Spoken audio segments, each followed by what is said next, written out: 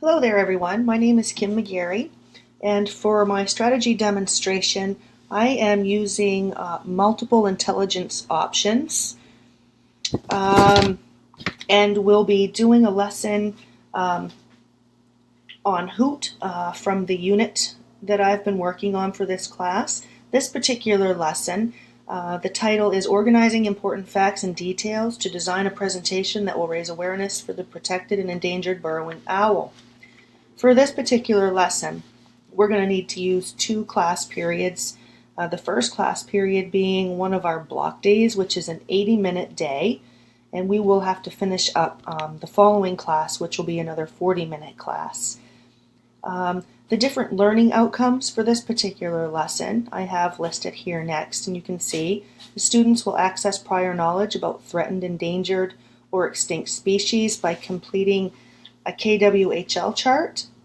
They will work in groups and do some research on assigned topics and learn about the protected burrowing owl. They will be working within groups to create a presentation and will then present their findings on the burrowing owl to their peers. And to wrap it up, each student will write a paragraph to demonstrate their understanding of the novel's theme. Materials are listed here, which you can read down through those yourself without me having to read through those. I would mention the KWHL chart is something that would have been started earlier on in the unit when the novel was introduced to the students, and they started finding out that the novel was about the owls, and at which point also we watched videos of the burrowing owls, as the students really had no background information or knowledge about what a burrowing owl even was. So we did the KWHL chart, which is a good instructional framework where the students can fill out what they know, which we did earlier on, what they would like to know, which they did earlier on, and in this lesson, partway through, we will be using the information that they get from doing the research, and they will complete the column What I Learned, and then they'll be able to have that finished, passed in, and that assessment will be finished, and they can get a grade on that part of it. The activity helps students to activate any prior knowledge that they might have going into the book to begin with. So it's a good little activity for the kids to get going. On day one, again, that will be our 80-minute block day. As students are arriving to class on this day, we're going to take about the first 5 minutes of the class, greet the kids, get them in the room, and ask them to sit promptly in one of the 5 workstations that I will already have the classroom split up in. And at this point, for this particular grouping, the students may choose to sit at any one of the 5 workstations. It really isn't going to matter at this point. We'll give them that choice. We'll give the students some brief explanations as to what the day is going to look like. Explain to them that we'll be doing some research on the owls, that they will be completing their KWHL worksheets, and then they're going to be split up into some groups with some of their classmates that have very similar learning styles, preferences, and whatnot, to actually do a project and then share what they've done and what they've learned with all of their classmates. I will also, and I've got a note here for myself and part of the lesson plan, explain to the students that yes, we are working in groups, but everyone is going to get an individual grade for the work that they're doing. So they need to stay on task, involved, and doing their fair share of the work. And so again, we'll get the students rolling by telling them that they need their laptop and a writing utensil at this point. And I have already put post-it notes on the different workstations for the students. So as they're doing their research to get started, they can jot down notes and information right on those post-it notes. So to get going, I will hand each group a sheet of paper that lists the 4 topics that they will be expected to research. And I have those listed right underneath number 1 here. The 4 topics that they're responsible for is description of what the burrowing owls look like, what they eat, what they do to hunt, where they live, what their habitat looks like, and threats. Why is the burrowing owl protected in Florida, and perhaps what can we do to help? The students can choose which of those topics that they are responsible for researching. So within their groups, they can look at those 4 topics and decide amongst themselves who's looking up which one. At which point, we'll spend about 15 minutes having the students do the research and jotting down notes on the post-it notes.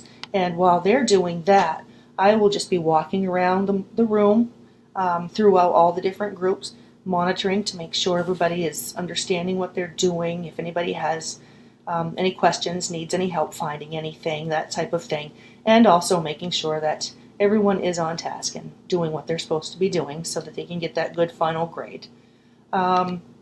Once that 15 minutes is up and they have gotten their research done and taken down some notes, we'll move into about the next 10 minutes or so where I will hand the KWHL charts back to all the students. And we will, as a class, the kids will stay in their groups, but as a class, they will share with each other and with me what they found while they did their research and what they learned about those different topics. I will write the information that they give on the whiteboard, and at the same time, the students will be expected to fill in their What I Learned column on their KWHL charts and therefore hand those in. That assessment will be finished and they can get a grade on that. And we'll leave the post-it notes on the workstations, and those will have the notes on it that particular kids can use for their projects coming up here in the next few minutes. So once I've collected all of those charts and the students have them all filled in and we're done with that, we're going to take the next 5 minutes and I am going to split the students up into the groups that I've chosen based on their learning styles, their preferences, what I would have observed throughout the unit, throughout the year, as to where their strengths are, their strong points, what they have a good time with. Because with these kids, the one thing that you find is the more fun that they're having, the more that they're going to learn, whether they realize it or not. So the groups are as follows, and I've listed the students out as A, B, C, D, E, F, G, H, so on and so forth, so you can see those. I do have 5 different groups. The first group, as you can see here, are going to be responsible for basically taking all of the information that the original groups have found on the post-it notes, and they are going to write up or type up a very well-written summary on what they have learned about the burrowing owls. These are the students that are my strong readers, strong writers. They prefer to do summaries, and they're always wanting to write, either if it's summaries or write stories, whatever the case might be. They do enjoy doing this type of work, so that's what they're going to be doing. This next group, group 2, they're going to do a little bit more research on where the burrowing owls actually do live within the United States and surrounding areas. And they're going to create a map and a map key, and they're going to color that in to show us where the burrowing owls live and where there's the most of them within. In this group, you'll see in bold, has a student that's a little bit, he has a little bit hard time seeing when print is too small. And these kids are going to go online. They're going to find a printable United States map, and we will make sure that we make that a little bit larger. So as they're filling that in and the writing parts of that, they'll be big enough so that he'll be comfortable and easily able to read things. The next group, these are going to be my artists. They're going to create a poster or a backdrop or whatever it is that they choose there. This can be pretty large if they want to do a backdrop. They can take paper and they can cover up a good section of the wall right in the classroom if they choose. But they're going to be artistic, creative. They can use magazines and cut pictures out of. They can draw, create their own pictures. They can print images. Doesn't make any difference to me here, as long as they're being creative, showing what a burrowing owl habitat actually looks like. We want it to be realistic, but we want them to have fun with that. And there's also an art connection piece that they can use here, that they can use black construction paper and cut out silhouettes of the owls if they choose. But they're going to be creative, and they're going to design this the way that they want to. We do have one student in this group who enjoys the artistic pieces of it. She is a little bit hearing impaired, and she has a hearing receiver that we're required to use so that she can hear. The teachers wear that. They keep it on themselves when they're teaching, and so that would just need to be over in her section to make sure that the conversation amongst all of her peers is going okay and she can hear everything. The next group, these are some of my guys, and they are going to create a rap or a song, whatever they choose. They're very musically talented. They're very social. We do have one student here, like I have down, that he is very social, likes to visit with friends. We just need to make sure that he stays on task, stays within his own group here.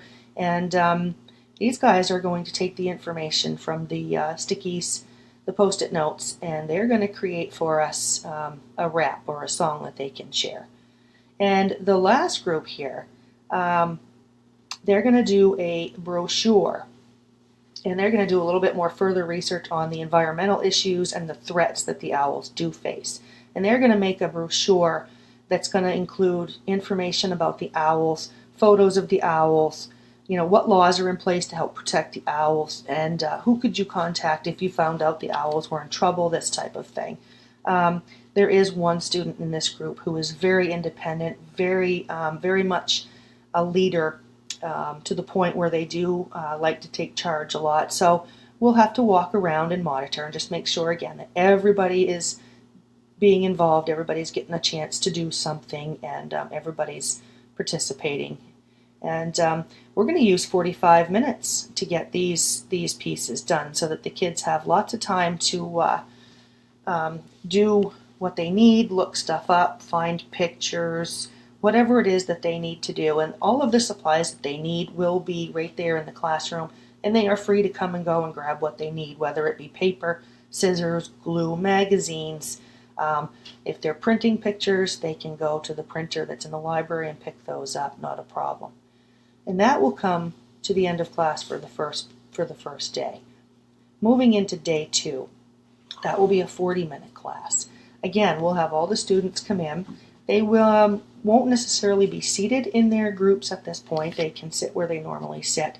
But once everybody's in and situated, we're going to spend the first 25 minutes of class where the 4 kids from each of the 5 groups will get together with one another, briefly get themselves organized with their materials, and each group will get 5 minutes apiece to share their presentation with the class. And we want this to be fun and engaging. We want them to have a good time sharing what they've learned, the work that they've done, the artistic ability that they're showing, the musical ability.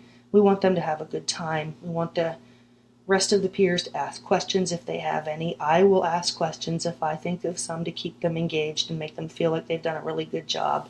And so that's what we'll do with that piece there. And then for the very final assessment, we have 15 minutes of this class left. Each student's going to be required to write a paragraph. And we're going to look at the fact that one of the major ideas of the novel is whether or not one kid can make a difference. Each student is going to write a paragraph on the following here in bold. Do you believe that you, as a kid, as a student here, can make a difference? And would you ever participate in a similar cause? They're only required to write a nice, well-written paragraph here, which we will be looking at all of the other things that we've learned throughout the year as far as capitalization, punctuation, sentence structure, and all that type of thing. These paragraphs can be handwritten or they can be typed on their computers, whatever the kids might choose. And the paragraphs will be due at the end of that period.